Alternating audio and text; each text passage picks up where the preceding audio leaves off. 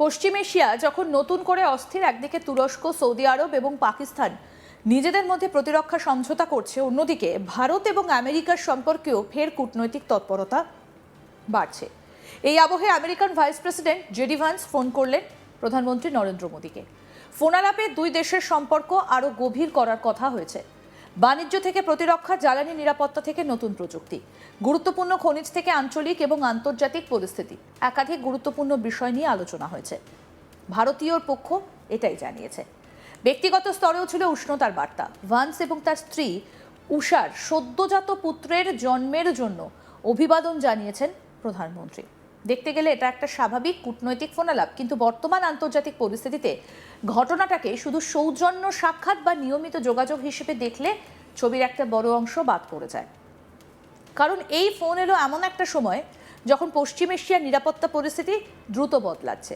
পাকিস্তান আবার মধ্যপ্রাচ্যের কৌশলগত সমীকরণে জায়গা করে নিচ্ছে এবং তুরস্ক ও সৌদি আরবের সঙ্গে ইসলামাবাদের নতুন প্রতিরক্ষা সম্পর্ক নিয়ে আন্তর্জাতিক মহলে আলোচনা শুরু হয়েছে।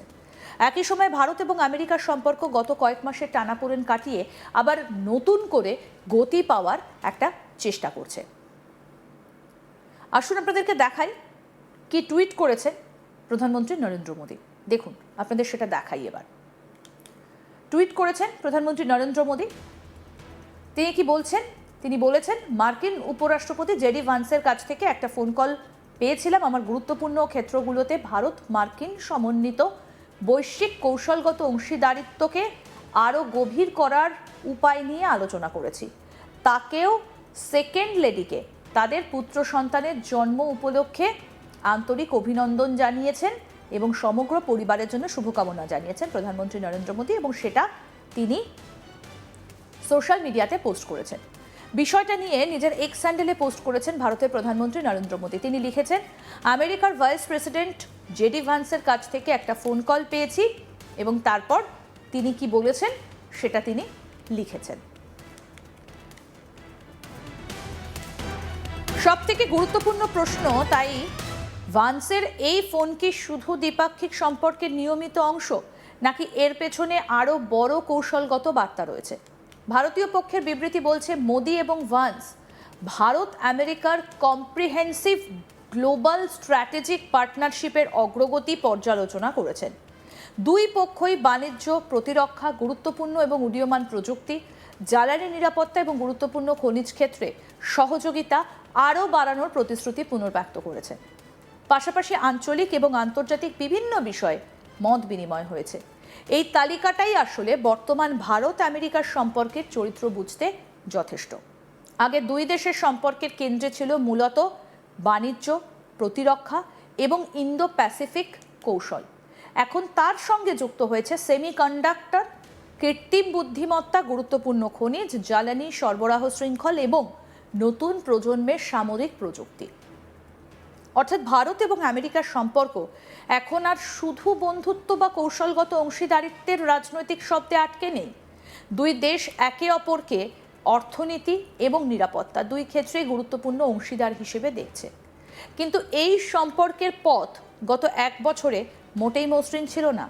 বাণিজ্য নিয়ে মতবিরোধ, আমেরিকার শুল্ক নীতি, অভিবাসন নীতি এবং H-1B ভিসার ফি বৃদ্ধি, সব মিলিয়ে দিল্লি এবং ওয়াশিংটনের মধ্যে চাপ তৈরি হয়েছিল।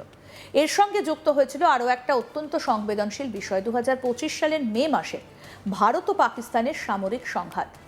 ভারতের সঙ্গে পাকিস্তানের সেই সংঘাতের পর আমেরিকান প্রেসিডেন্ট ডোনাল্ড ট্রাম্প একাধিকবার দাবি করেছিলেন যে তার হস্তক্ষেপেই দুই দেশের মধ্যে সংঘর্ষ থেমেছিল এবং বড় ধরনের যুদ্ধ এড়ানো সম্ভব হয়েছিল। কিন্তু নয়াদিল্লি এই বক্তব্য স্পষ্টভাবে প্রত্যাখ্যান করেছিল। ভারতের অবস্থান ছিল সংঘর্ষ বন্ধ হয়েছিল ভারত এবং পাকিস্তানের নিজেদের মধ্যে সরাসরি আলোচনার মাধ্যমে। আমেরিকার কোনো মধ্যস্থতা এতে ছিল না। এই মতপার্থক্য নিঃসন্দেহে ভারত আমেরিকার সম্পর্কের মধ্যে অস্বস্তি তৈরি করেছিল, কারণ ভারতের কাছে পাকিস্তান একটা অত্যন্ত সংবেদনশীল নিরাপত্তা প্রশ্ন।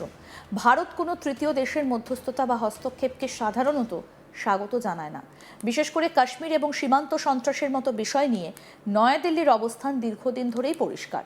তাই ওয়াশিংটনের বক্তব্য এবং নয়াদিল্লির পাল্টা বক্তব্যের মধ্যে দূরত্ব তৈরি হওয়া স্বাভাবিকভাবেই দ্বিপাক্ষিক সম্পর্কে প্রভাব ফেলেছিল। তার ওপর ছিল বাণিজ্য যুদ্ধের চাপ। আমেরিকার শুল্ক নীতি ভারতীয় রপ্তানিকারকদের জন্য উদ্বেগ তৈরি করেছিল। ভারতও নিজের অর্থনৈতিক স্বার্থ রক্ষা করতে পাল্টা কৌশল নিয়েছে।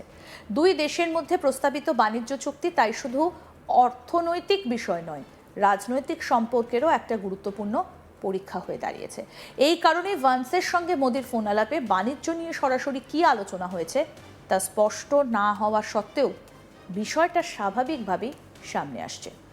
কারণ ভারত এবং আমেরিকা দু দেশই জানে বাণিজ্য চুক্তি আটকে থাকলে কৌশলগত সম্পর্কের ক্ষেত্রেও তার প্রভাব পড়তে পারে।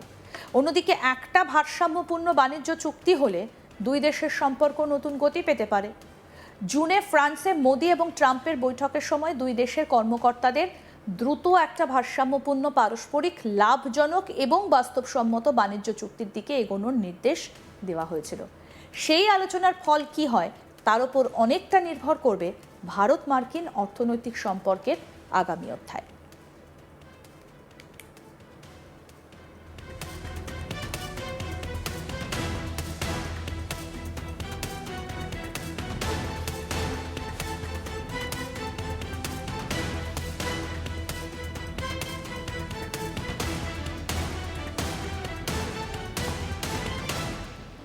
তবে এই ফোন আলাপের সব থেকে বড় তাৎপর্য সম্ভবত বাণিজ্যের বাইরেও।